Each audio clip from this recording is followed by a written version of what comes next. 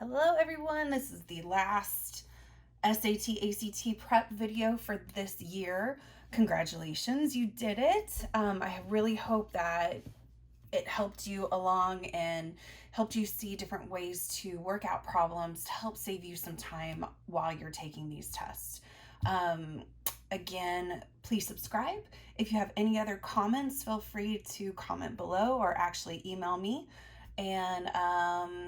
And as always, this packet will be linked below, and let's finish it up.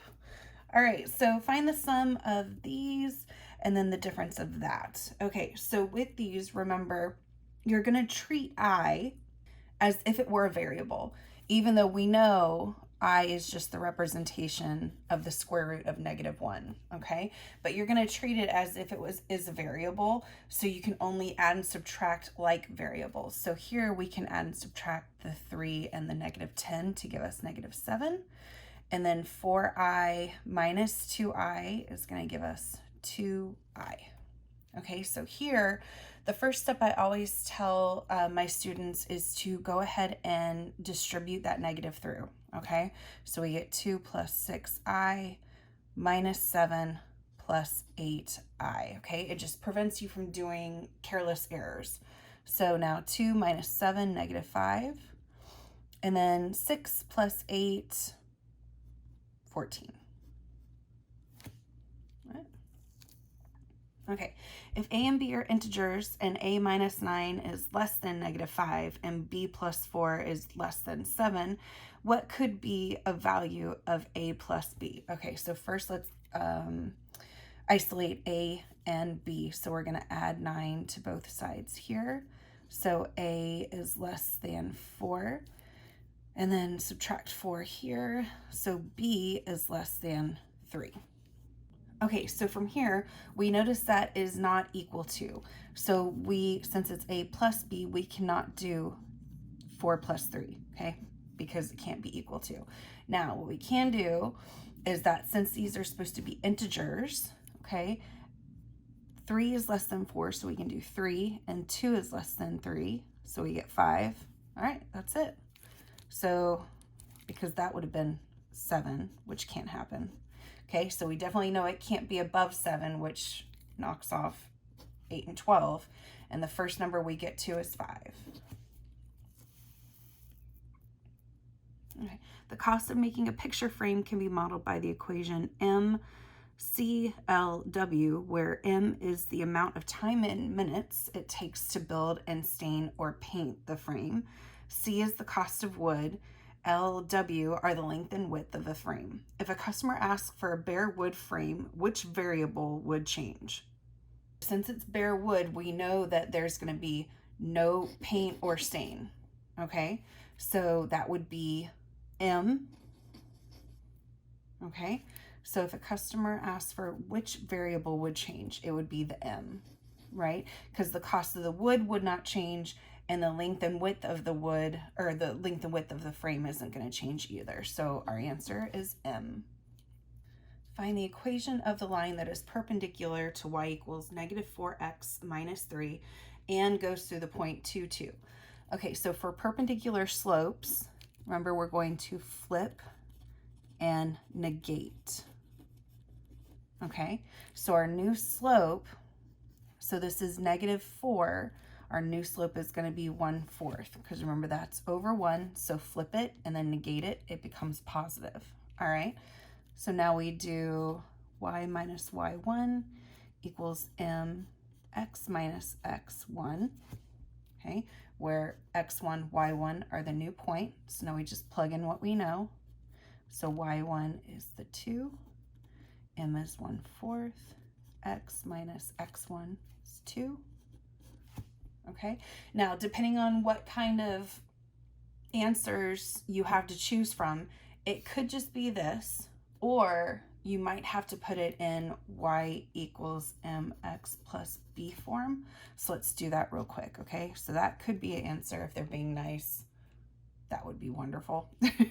So first, let's go ahead and multiply that through. So we get y minus 2 equals 1/4 x minus, so we get 2/4, which is 1/2.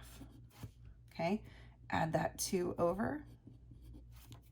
That'll give us y 1/4 x 1 1/2, so 3/2. All right, reduce the complex number. So remember, when dealing with these, we're going to multiply top and bottom by what we call the conjugate, which is just exactly how it's written, just change the addition to subtraction, okay? And if this were subtraction, you just change the subtraction to addition. So it's the same numbers, just you're gonna change that middle sign. Okay, and we'll do 8 minus 2i. Okay, so 3 times 8, 24. 3 times negative 2i, negative 6i. Negative 5i times 8, so negative 40i. And then negative 5 times negative 2i gives you positive 10i squared. Okay, and now we'll do, since we have conjugates, we only have to do the first and the last. So we do 64. Positive 2i times negative 2i gives us negative 4i squared. Okay, so now, well, first let's deal with the negative, or the I squared. So remember, I squared is just -1. Okay, so now so we got 24, and then negative 6i minus 40i gives us negative 46i, and then 10 times -1 gives us -10. Okay, 64. And then -4 times -1 is +4. And then just combine like terms again. So 24 minus 10 gives us 14, -46i. And then 64 plus 4 is 68. Now, at this point, it looks like you're done, but don't forget to reduce. So since all of these are even, let's just go ahead and divide by 2. So we get 7 minus 23i over 34, and that's about as far as we can go. So that should be your answer. Okay, renting a moving van is modeled by the equation y equals r plus g plus f times x, where y is the total charge, r is the base rate of the rental, g is the cost of gas per mile, and f is the fee charge per mile driven. When this is graphed on an xy coordinate plane, what does the slope of the line represent? Okay, so remember, m is our slope. So, and it's always with the x. So which of these is with the x? The g and the f, okay? So g is the cost of gas per mile, and f is the fee charged per mile. So that is going to be total fees and gas charged per mile.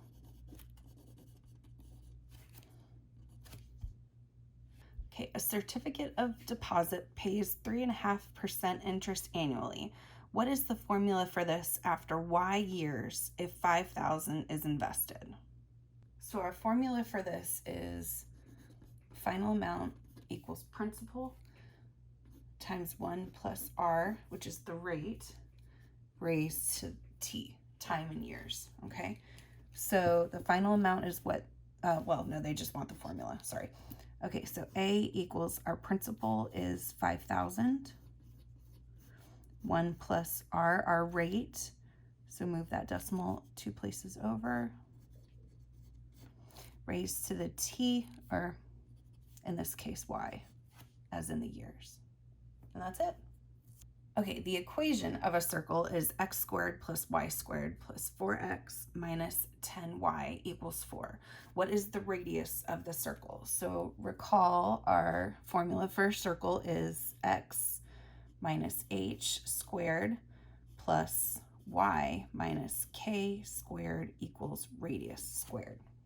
Okay, so the first thing that we need to do is regroup.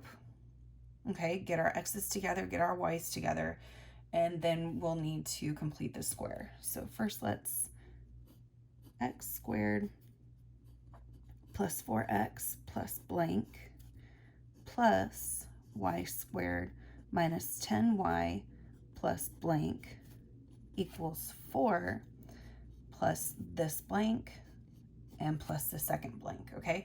The reason why I go ahead and set it up here is just because it saves time. It saves you a step instead of rewriting the problem twice. And don't forget, you'll need to put the blank here for this one and the blank here for this one, because what you do to one side, you also need to do to the other side. Okay, and then what goes in the blanks is just b divided by 2 squared. Okay, so 4 divided by 2, 2, square it, 4. So 4 goes here, 4 goes here. Negative 10 divided by 2 gives us negative 5. Square it, we get 25. So 25 here and 25 here. Okay, now what we do is what we call factoring the perfect square trinomial. And basically all you're doing is x plus b divided by 2 squared. Oh, and that's it, okay? So x b divided by 2 is 2 squared plus y b divided by 2, negative 5 squared, equals 25, 29, 33. All right, so now we have our equation of the circle. So what is our radius? So 30, okay, quick step, you know it's gonna be square root 33. But if that didn't make sense to you, you're just gonna set 33 equal to radius squared. And then how do you get r by itself? Square root both sides. So it's square root 33 equals r. Okay, the graphs below show the graphs of the functions of f and g. Which of the following expresses g of x in terms of f of x? Okay, so f of x is our parent function, our base function. And this g function is the one that has been moved. Okay, now I wrote a note to myself because I'm going to link below the video that I've done before that talks about moving graphs based on the transitions of the parent function. So I'll link that below just in case this doesn't really make enough sense to you that you're feeling confident about it, okay? So, but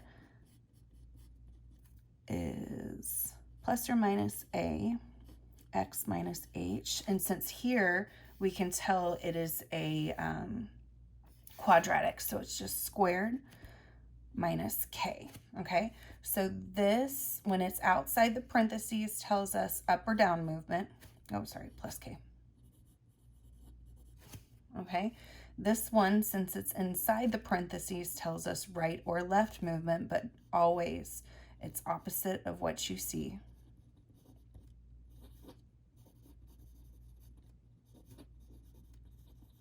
Okay, because if it's negative, you're actually going to go to the right. If it's positive, you're going to go left.